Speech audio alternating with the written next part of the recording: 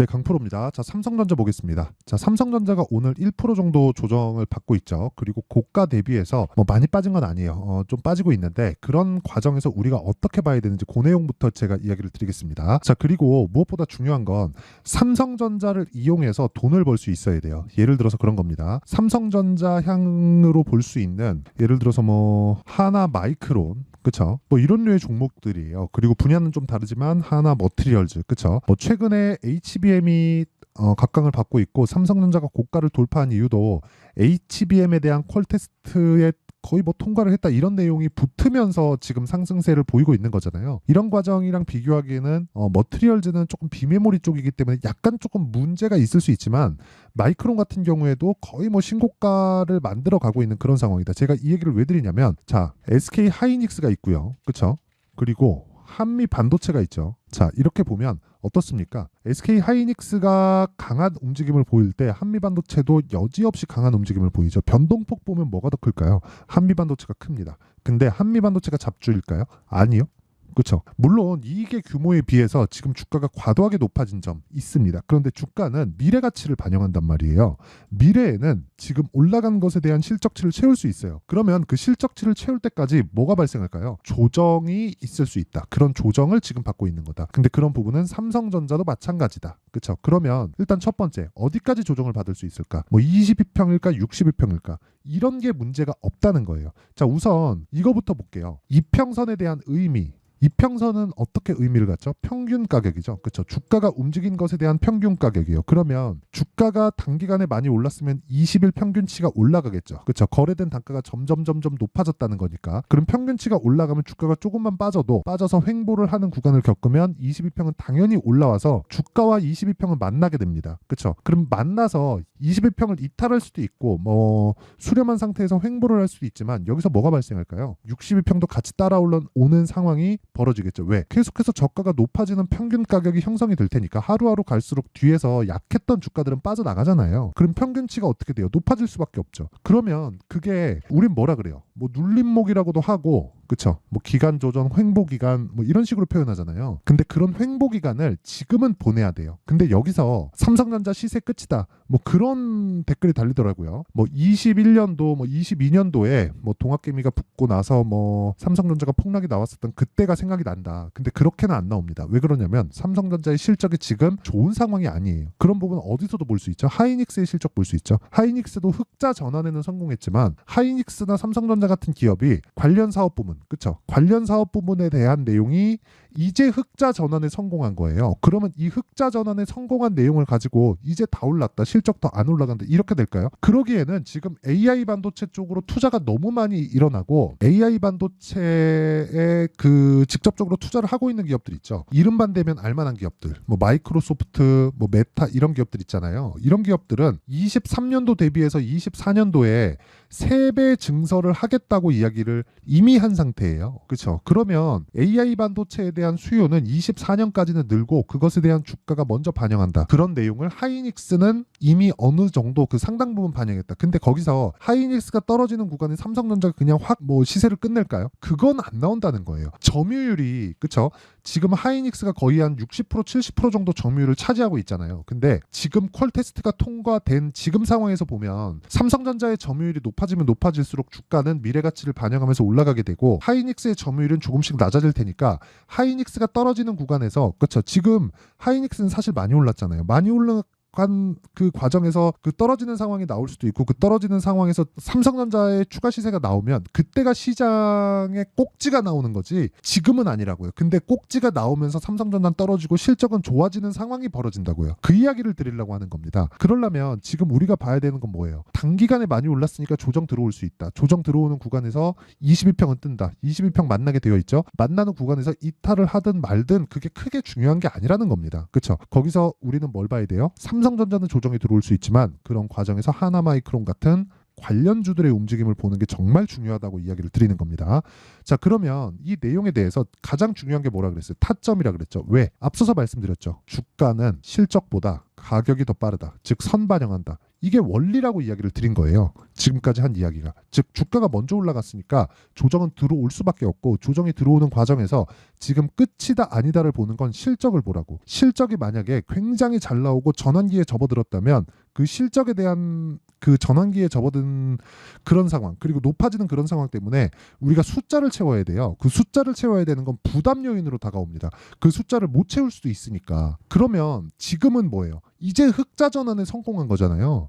그러면 지금부터 한 분기, 두 분기, 길면 세 분기, 네 분기까지도, 그렇죠? 길면 1년까지도 주가는 앞을 반영할 수 있다. 그렇죠? 그런 부분 6개월 선행한다고 했으니까 앞에 1년치를 반영한다고 하더라도 이미 6개월 정도는 추가 시세가 가능하다. 그리고 아직 고가 돌파를 못했다. 이게 삼성전자를 봐야 되는 이유고, 관련주들로 인해서 충분한 수익을 볼 수 있는 이유입니다. 그렇죠? 결과적으로 보면 삼성전자를 토대로 우리가 관련주들을 공략을 했을 때 꾸준한 수익이 가능하다. 그리고 내가 지금 삼성전자에 물려 있다면 지금은 매도하면 안 된다. 그렇죠? 그러면 결과적으로는 보유의 기술이고 보유 전략이 필요하다는 거죠. 그 내용에 대한 부분을 여기 삼성전자의 가격과 단기 보유 전략으로 내용 준비를 해놨습니다. 자, 단기는 제가 2주 동안 보유하는 전략이고요. 2주 동안 보유한다는 건 뭐예요? 2주 안에 수익 전환을 시킬 수 있는 가격을 잡는 것, 이게 중요하다고 이야기를 드리는 거고, 이 내용을 제가 지금 원리에 대해서 이야기를 드리는 것도 뭐 한 6분 7분 이렇게 가버리니까 이런 부분을 가지고 어떻게 타점을 잡고 어떤 상황에 대한 부분을 일일이 다 이야기를 하면 너무 긴 시간이 걸릴 수 있고요. 그렇죠? 영상도 좀 지루해질 수 있기 때문에 이런 식으로 제가 내용 준비를 해온 거니까 양해 부탁드리지만 다 무료로 공개하도록 하겠습니다. 그래서 구독과 좋아요 이 두 개 부탁드리고요. 상단에 있는 전화번호로 삼성전자, 자 삼성전자라고 문자 보내주시면 제가 삼성전자의 가격과 단기 보유 전략을 모두 공유를 해드리도록 하겠습니다. 여기 19페이지에 걸쳐서 만들어 놓은 자료니까 함께 사용하시면 되고요. 그리고 공부 많이 하셔야 됩니다. 자, 그러면 이 내용을 이해했을 때 우리가 어떤 매매를 할 수 있는지 그 내용부터 보도록 하겠습니다. 자, 내용 한번 보시면 지금 자람 테크놀로지가 나오는데 어떤 상황입니까 지금? 그렇죠. 돌파 구간에 공략했을 때 어느 정도 나와요? 75%. 왜 돌파 구간에 공략했을까요? 가격이 먼저 반영하니까. 자람 테크놀로지는 앞으로 실적이 좋아질 수 있는 상황, 즉 AI 반도체 관련된 상황이 있는데 그런 부분보다 가격이 먼저 뜬 거예요. 그럼 우리가 가격 확인하고 매매를 했을 때, 그쵸? 3일 동안 75% 정도의 수익 구간에서 매도를 할 수 있다. 근데 모든 종목들을 내가 뭐 전 구간에 걸쳐서 다 수익을 낼 수는 없어요. 아쉽게도 이쪽 구간에서 매매를 못했습니다. 뭐 예를 들어서 이런 거예요. 뭐 가온칩스나 그런 종목들을 보더라도, 그쵸? 제가 1월 달에 매매를 했지만 그 이후에 추가적인 시세 구간에서는 매매를 못했죠. 이 구간에서는 제가 그 다른 반도체 종목을 공략을 했는데, 아까 전에 말씀드렸었던 뭐 자람 테크놀로지 같은 종목들도 그 중에 하나고요. 뭐 네페스 아크 같은 경우에도 그쵸, 돌파 구간에 공략했죠. 이것도 반도체 종목입니다. 어떻습니까? 32% 며칠 걸렸죠? 2주 안 걸렸죠. 뭐 다른 종목을 봐도 마찬가지입니다. 뭐 DI나 그런 종목을 보더라도 그쵸, 충분한 수익 구간에서 매매가 가능하다. 18%, 22%, 26% 그쵸.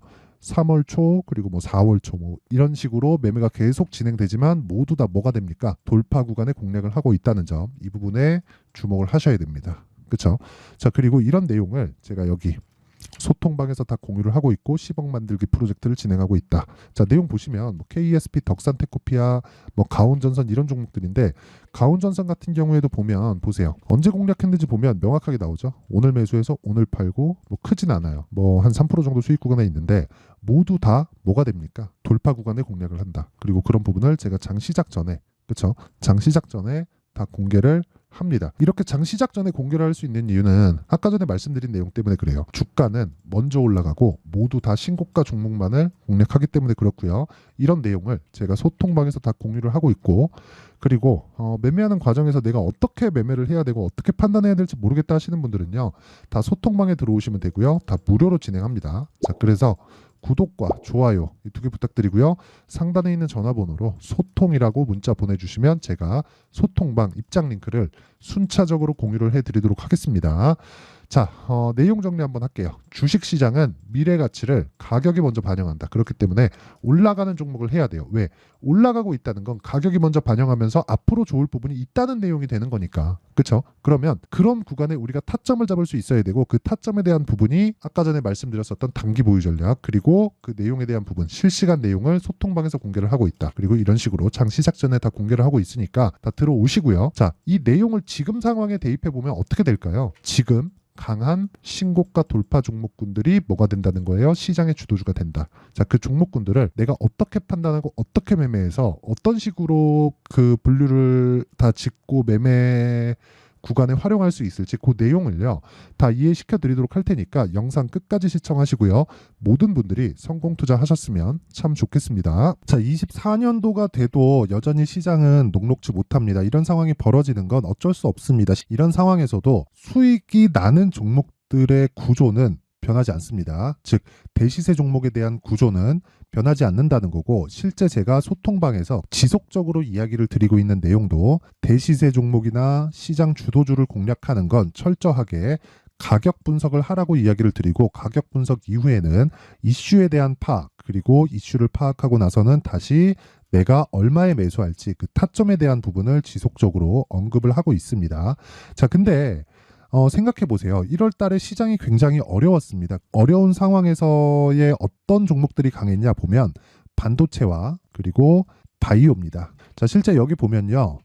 HLB에 제가 실제 매매한 내용을 띄워놓고 보여드리고 있는데 1월 22일부터 매매를 시작해서 4일 동안 31%의 수익 마감이 됐고요. 그리고 여전히 신고가 종목입니다. 자, 그리고 그 다음 어보브 반도체 이름을 보시다시피 반도체 종목이죠. 그리고 AI 반도체는 지속적으로 강세를 보이고 있습니다. 이 종목도 신고가를 먼저 달성한 이후에 제가 21%의 단기간에 21%의 큰 수익을 내고 마감이 됐습니다. 다시 재공략을 준비하고 있고 이런 부분은 소통방에서 다 공유를 해드립니다. 자, 그리고 그 다음 코세스. 자, 코세스 같은 종목도 당연히 그쵸 신고가 종목이고요. 그리고 반도체 종목입니다. 이 종목도 영업일 기준에서 이틀 동안 대략 한 15%의 수익 마감이 됐습니다.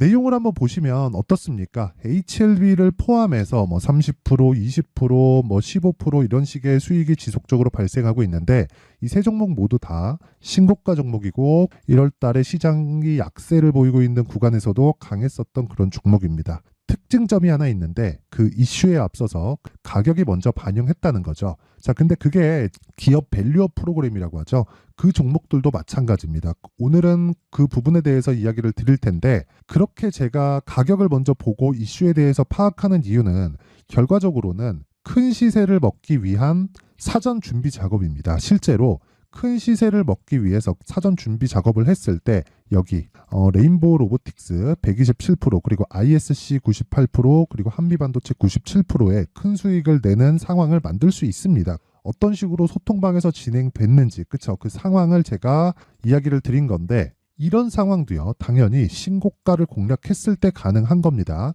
자, 그러면 이번에도 마찬가지입니다. 그쵸? 정부 주도의 코리아 디스카운트 해소 방안이 2월 달에 발표를 하고요. 그리고 2월 달에 발표된 내용을 토대로 주가가 움직이는 게 아니라 이미 움직인 내용이 있죠. 실제 이 내용은 크게 중요한 게 아니라는 겁니다.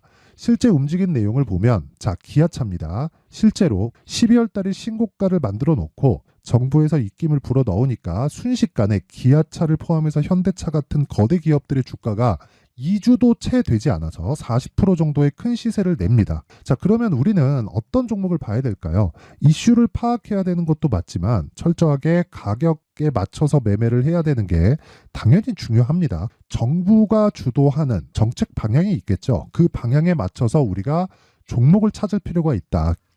자, 그러면 답이 나왔습니다. 정부가 주도하는 방향에 맞춰서 제2의 기아차를 찾는 게 지금은 중요하다. 근데 정부 정책의 방향에 맞게 가자.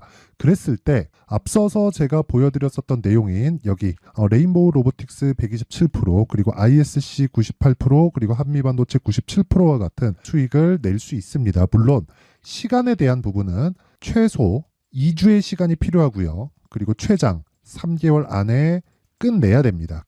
자, 기아차의 시세를 보셨던 것과 같이 2월 달에 정부 정책의 방향이 결정되고요. 바로 3월 달이면 시행입니다. 자, 그러면 우리는 거기에 맞춰서 당연히 종목을 찾아야 되고 제가 제2의 기아차를 찾아놨습니다. 제가 아까 전에 소통방에서 이야기를 드렸었던 내용 다 공개를 해드렸는데 그 내용처럼 종목만 받고 싶다 하시는 분들은요. 상단에 있는 제 전화번호로 대시세, 자, 대시세라고 문자를 보내주시면 정부 정책의 방향에 맞는 종목을 모든 분들에게 무료로 공개를 해드리도록 하겠습니다. 자, 제가 원하는 건 채널 성장이 목적입니다. 자, 그래서 구독과 좋아요 꼭 좀 부탁드리고요.